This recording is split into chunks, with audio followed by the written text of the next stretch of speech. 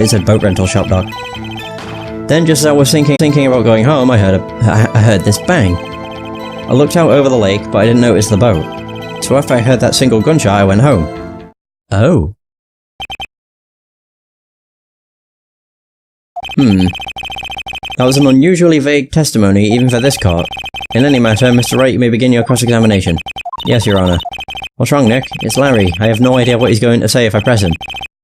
I'm a little scared. Well, we've come this far. There's no way to go but forward, Nick. Indeed. Night of the murder.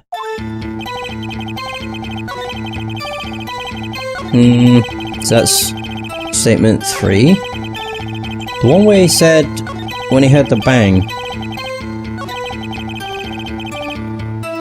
he heard a single gunshot. Hold it.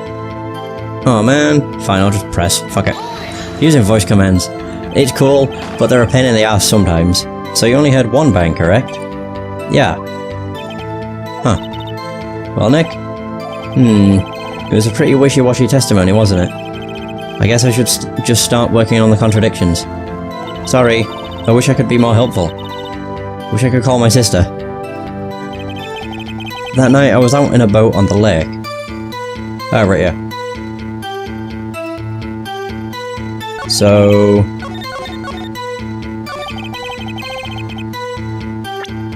what do I have as evidence? No, that's an autopsy report. Photos. Pistol bullet, pistol. Disposition. Oh shit! That's... wow. I didn't even know. Lotta said she had 2. Wait, I've not done this yet, so... objection! Yeah! Fuck it. Wait a sec, Larry. What? You heard only one bang. You're sure? That's what I said.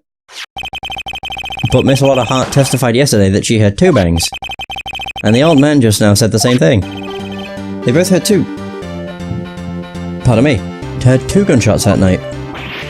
Huh? Were you even listening? Were you paying attention at all to what they said? Yo, Nick, please. Huh? You know, something's been bothering me. I'm a witness, see? I'm like a customer here. So you gotta treat me nice and stuff, okay? Mr. Butts. What? You only had 1 gunshot. Are you sure? Well, to tell you the truth, I'm not sure. Eh? Not sure? How could you not be sure? Yeah, well, I might have missed the other gunshot. I was, listening to something else. Something else? My radio, dude. On my headphones. What? Oh my god. Order, and stop that booing. Mr. Butts, you were listening to a radio on earphones. Yeah, so what, that a crime? I listen to my radio, everybody listens to the radio. What's the big deal? Mr. Von Karma, your opinion? Waste of time. I do not accept this witness, not his shoddy testimony. Well, Mr. Wright, should he continue the testimony? Oh god. I almost hit the top one because I thought that would be continue. Your Honor? Please allow the witness to continue his testimony. Bah! Nothing's more pitiful than a lawyer who doesn't know when he's lost. Very well, Mr. Butts. Please give your testimony and be sure to include details like your radio. Right, leave it to me. I wouldn't if there were any other way out of this, believe me. Oh my god. Alright. What Larry heard. It's lonely being alone on Christmas Eve. That's why I was listening to an all requests show on the radio, see? I was listening to it real booming loud like. But I'm sure I heard that gunshot. I remember exactly what the DJ was saying when I heard it too. Great, vague again. You were listening to your radio at a high volume. Yeah, what's the big problem? Can't a man listen to his radio in peace? Isn't this a free country? I truly believe Larry has no idea what the problem here is. Judge, can you believe a word this witness says? What he heard was probably nothing more than a drum beat from the radio. True enough, it is difficult to believe this testimony. Wait, Your Honor. The witness said he remembers exactly what the DJ said when he heard the gunshot. Excuse me? DJ? An announcer, the guy who says things on the radio. Anyway, what this means is, when he heard the sound, no music was playing. The DJ only talks between songs, so he could have heard the gunshot from the lake. I'd like to cross-examine the witness, Your Honour. Very well, Mr. Wright. Can't believe I'm continuing this charade. Yeah, cross-examination time again. Hold up. I've only been alone, listening to an oral request show. I remember exactly what the DJ was saying. What did he say? What? Mr. Wright, please cease these pointless questions. What possible good could knowing what a radio DJ said do us? Indeed, Mr. Von Karma has a point. I'll allow the question only if you see some reason why we should care. We should care.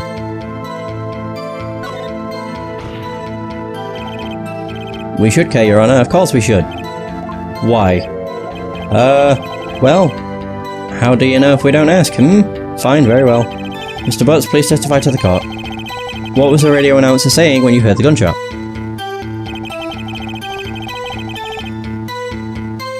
Just when she said, hey, it's almost Christmas, I heard the gunshot. Wait, what's wrong with that? Oh, fuck, I think I know. She got a lotters just after midnight.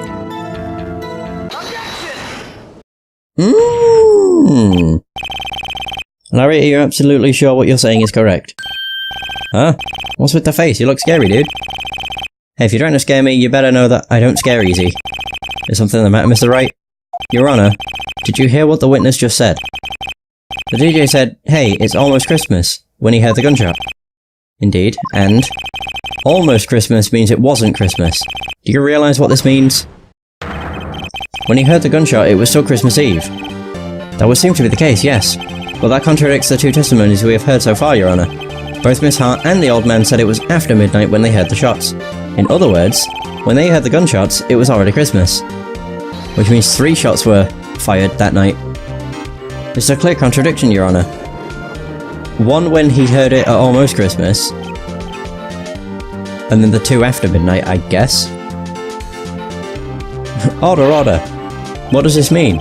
The 2 prior witnesses heard gunshots after midnight. However, this witness says he heard a gunshot before midnight. Judge, the answer is simple.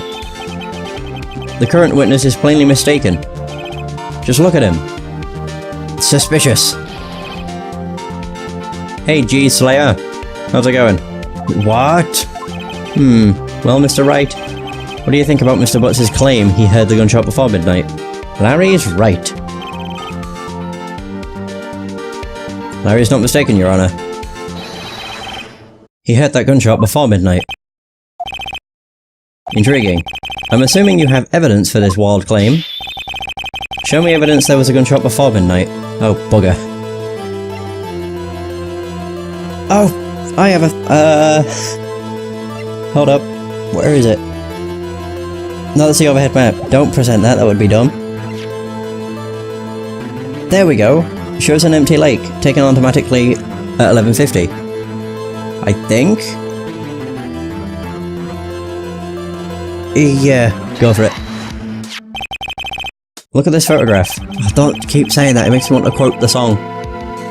This was taken by a witness yesterday, Miss Lotta Hart, with her automatic camera.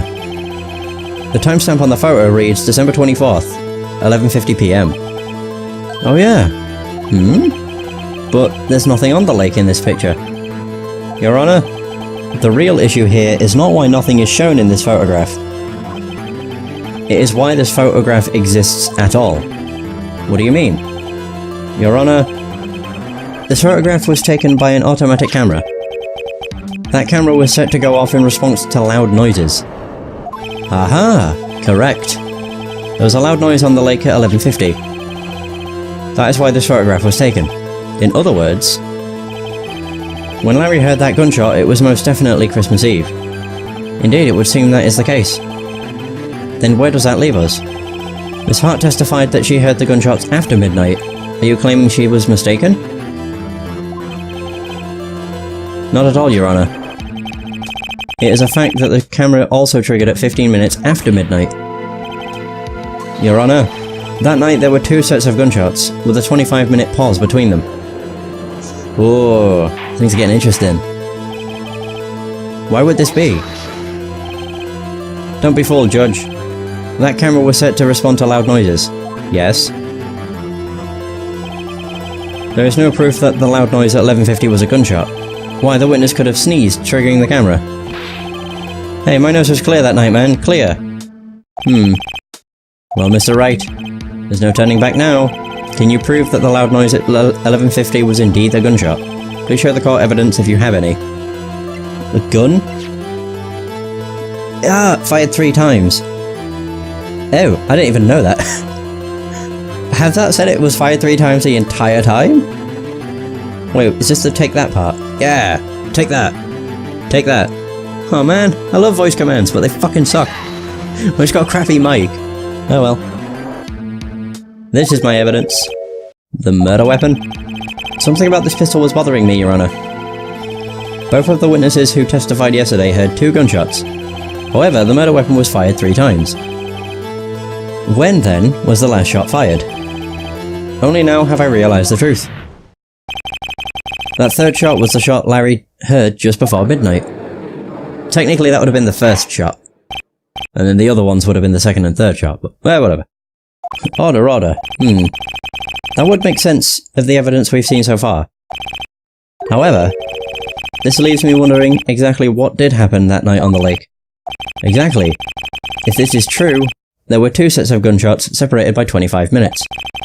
One at 11:50, another at 15 minutes after midnight. Why, I ask you? Why? I better think of something quick. Wait a second. Gunshots separated by 25 minutes. Ah! What's wrong, Nick? I have it.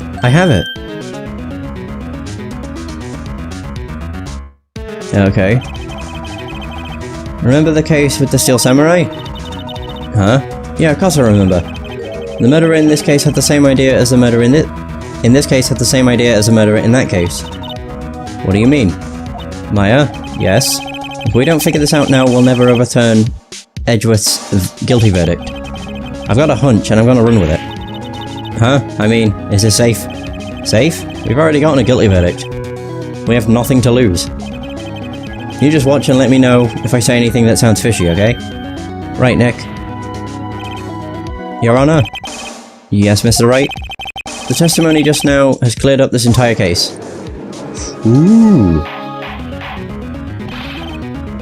What do you mean, Mr. Wright?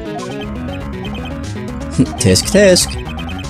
So you finally realised the truth. There can be no other murderer than Miles Edgeworth himself. Wrong, Von Karma. A man was shot that night, but it wasn't Edgeworth who did the shooting. Listen, rookie. Take a deep breath and consider the facts. At the time of the murder, 1 boat was on that lake. This was shown by the witness's photograph. The defendant, Edgeworth, and the victim, Robert Hammond, were on that boat.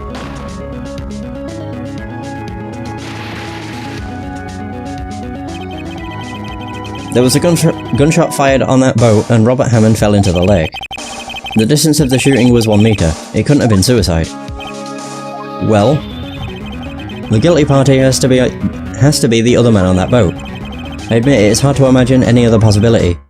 Yes, but this assumes that the victim was shot at 15 minutes after midnight. What do you mean by that, Mr. Wright? We have photographic evidence of the time of the shooting. The timestamp on the photo says 12:15. But Larry heard a gunshot 25 minutes before that. Robert Hammond was killed then, 25 minutes before the shot on the lake. That's the only way Edgeworth could be innocent. Mr. Wright, are you quite mad? Explain who this is sitting on the boat. Edgeworth and the murderer. Of course, it was Edgeworth and the murderer. After the murderer killed Robert Hammond at 11:50, he assumed the guise of Mr. Hammond met Edgeworth. Dunk, dunk, dunk. What? Are you serious? Yes, Edgeworth won't tell us why he went to the lake that night. However, I have a hunch. That night, Robert Hammond called Edgeworth to the lake. Now, Edgeworth didn't know Robert Hammond's face that well. That's why he didn't suspect anything when the murderer took Robert Hammond's place. I'm not sure what to make of all this. Ludicrous. The stutter's a good thing to notice, because it's usually when Von Karma's like sweating. Or on edge. Mr. Wright, tell us the name of the murderer then. The murderer's name? Right, it's... I don't know. No one knows. Actually, I don't know the murderer's name. You don't know? Bah, again you waste my time. I don't know because he never told us. Oh! The murderer is the caretaker of the boat shop, that old man. At 11:50, he was the one who killed Robert Hammond. The caretaker of the boat shop? Where did he go to? Where did he do this? God. There weren't any boats on the lake then. Why would he have to go all the way out on the lake just to shoot someone? May I suggest that the real scene of the crime was not in a boat? Well then, where did the murder take place? Show the judge where the murder really took place. The rental shop, of course! Poof.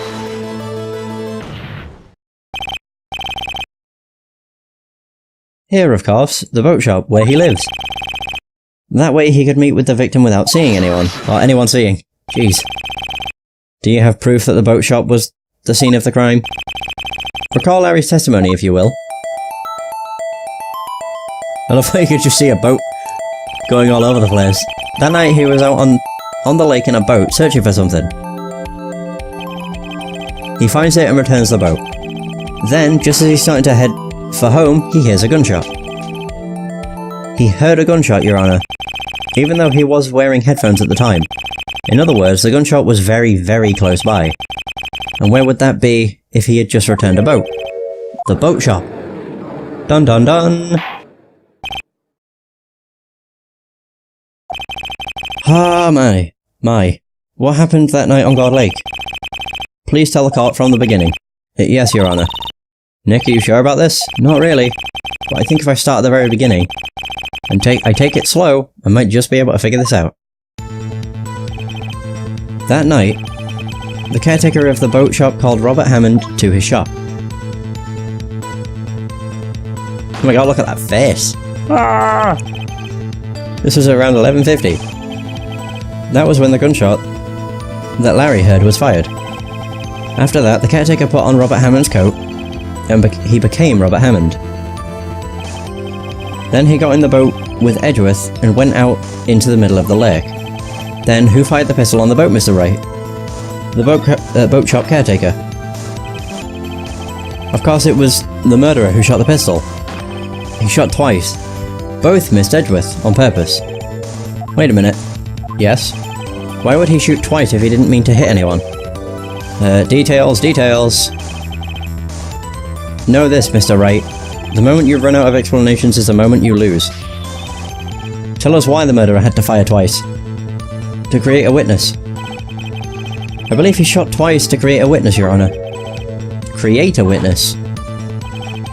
The murderer lifts his pistol and fires one shot. That ensures that anyone who heard the shot would look at the lake. Indeed, Miss Hart did exactly that after hearing the first gunshot. Next, the murderer waits a bit and he fires again. Then, he jumps into the lake. The murderer jumps from the boat himself, leaving the pistol in the boat behind him. I see. To someone looking from the edge of the lake, it would appear that one of the men on the boat had shot the other. The murderer didn't know about the automatic camera, of course. That's why he shot twice to draw attention to the boat. Once you realise that, everything else falls into place. The boat shop caretaker swam back to his shop. Then he put Mr. Hammond's wet coat back on the body, and threw the body into the lake. This is what happened, Your Honor. These are the events that transpired that night on God Lake. Whew! Oh my god. Bailiff, bring out the witness from before. The boat shop caretaker, quickly.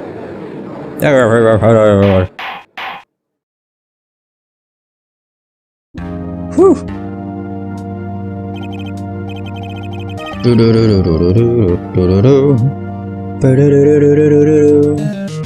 Very well, while we are waiting for the caretaker, I would like to ask the defendant Miles Edgeworth a few questions. Mr. Edgeworth, please take the stand.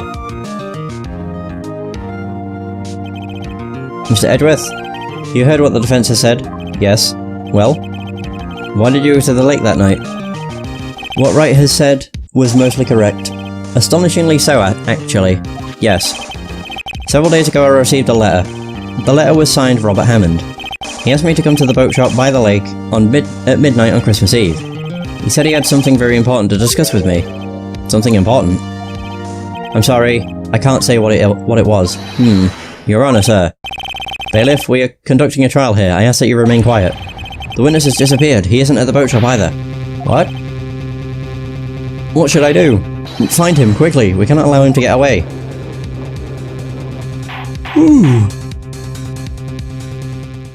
Oh my god, things are just going fucking insane. And so it would seem. Mr. Von Karma, your witness has disappeared. A search warrant has already been issued. It goes without saying that I cannot declare a verdict under these circumstances.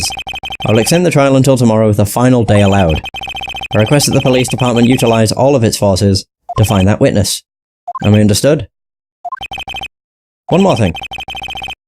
Just who is that boat shop caretaker? I think his identity has become very important to this trial. I want him, and I want to know who he is. Very well. Court is adjourned. Phew!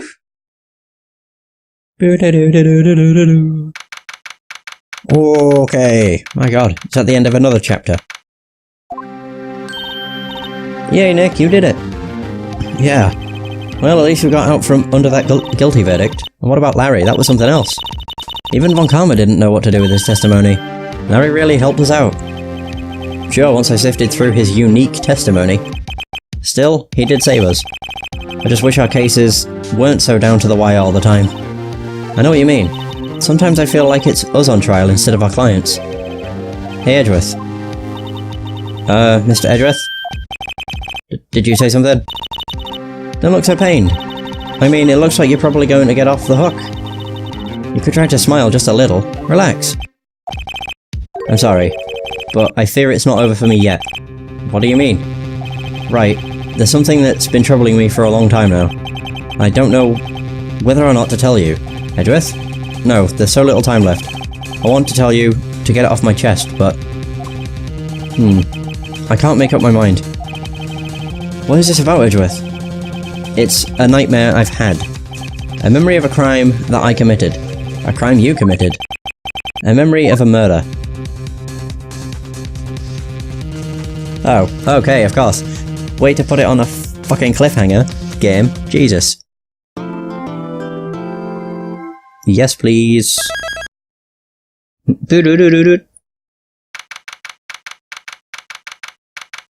Alright, December 27th to 11 PM. Wright and Co. Law Offices. Law Offices. What was Mr. Edgeworth talking about? A memory of a crime that I committed. A memory of a murder. Do you really think Mr. Edgeworth killed? I don't believe it, not Edgeworth. Some painful memory has been troubling him recently. But he'd never take someone's life. Never. Nick? Yo, how's everyone doing? What do you think of my performance today? I had him swooning in the aisles, huh, Maya? Swooning? Me? Oh yes, I do remember feeling faint. Right on. Tell me the truth, it was like love at first sight, right? Right, Nick? Huh? Me? Well, maybe my heart skipped a beat or two. I think you can do better than that. Come on, I saved Edgeworth in there, dude. You guys should be bowing before me. Yeah, bow before your hero. Oh my god, dude. Today's trial. Larry, you really helped out in the trial today. You did. If you weren't there, Larry, I'm sure Mr. Edgeworth would have been would have been found guilty. Okay, but seriously, Nick. That boat shop caretaker guy is pretty suspicious. But Edgy ain't off the hook yet. Way to spoil the mood, Larry. Hey, I'm just a guy sitting in the audience, you know? But from where I was sitting, Edgy seemed pretty edgy. I mean, can you really know he's telling the truth about that night? Nick? I don't know. But what I do know is, I'm going to believe in you two until the end. Us two? Edgeworth and who else? You mean me, right? Nah, he means me. Right, Nick? Yeah, you, Larry. Not me? but why you, Larry? Huh? Actually, yeah, why me, Nick? Enough with the silent treatment. Edgeworth! Nick? Why do you trust Mr. Edgeworth so much?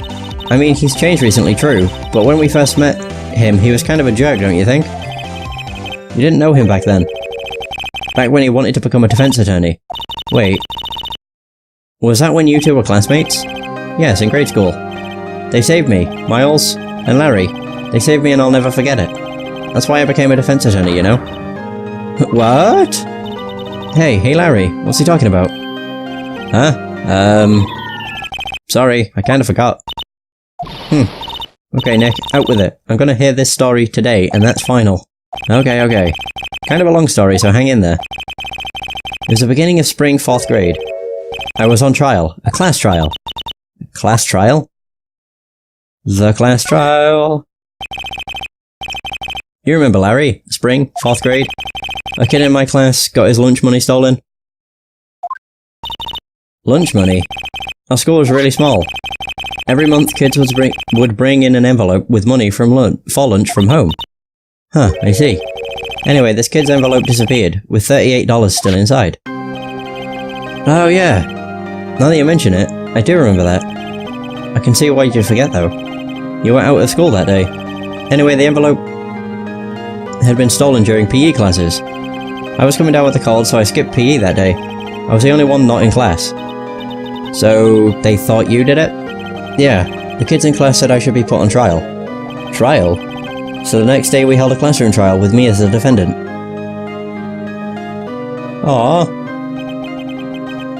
I didn't do it. Guilty, he did it. Guilty, it was you. Thief! Give me my money back, you're such a meanie, no one play with him. Just admit you did it, you can't hide the truth, tell us the truth, we're not gonna play with you anymore. Yeah, no more borrowing my razor. Shouldn't be allowed the relay race or the library committee, give me my 50 cents. Holy shit, that was a lot of stuff. Now Phoenix, you know you shouldn't steal people's money, it's not right. In the end, even the teacher thought I'd done it. Apologise to the class, Phoenix.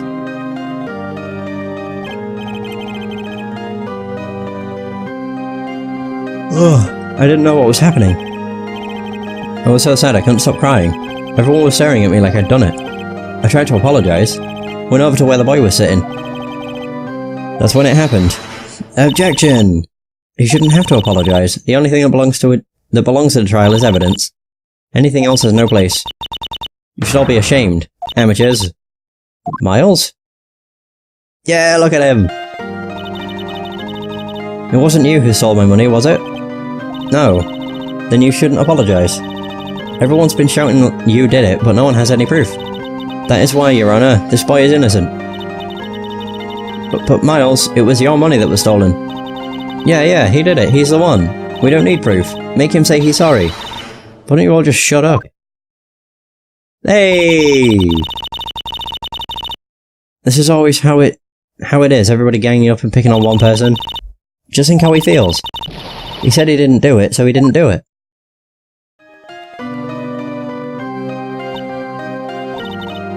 Very well. We'll replace the money myself. This class trial is over. God, she reimbursed him for $38? It's a lot of fucking money. That's how it happened. After that, the three of us were always friends. Wow, I had no idea. Yeah, I had no idea either. I mean, I forgot. That's when I learned what it meant to be alone. Totally alone, without a friend in the world. You did a good thing, Larry. Yeah, well, I'm just lucky that I took the day off from school. If I'd been there, they'd have thought I'd have done it.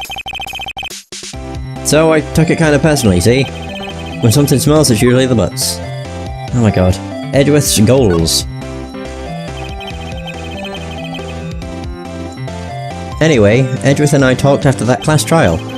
That's when I heard his father was a defense attorney. I remember his eyes would shine when he talked about his father. I'm going to become a defense attorney, just like my dad. A famous defense attorney. Then, a few months later, he suddenly transferred to another school. The DL6 incident? Right, I'm not sure, but the transfer probably had to do with his father's death. That's so sad. It was several years later when I heard Edgeworth's name again. There was an article about him in the newspaper. The headline was something like Dark Suspicions of the Demon Attorney. Or a Demon Attorney. Fabricating evidence, manipulating testimonies, covering up facts. The article said he'd do anything to get a guilty verdict. Anything. But why? What happened? I mean, that's not the Edgy I used to know at all. That's what I thought too. I tried to get in touch with him, I don't know how many times. He never replied.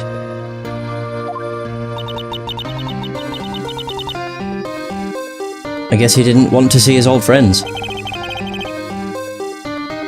I couldn't just drop it though.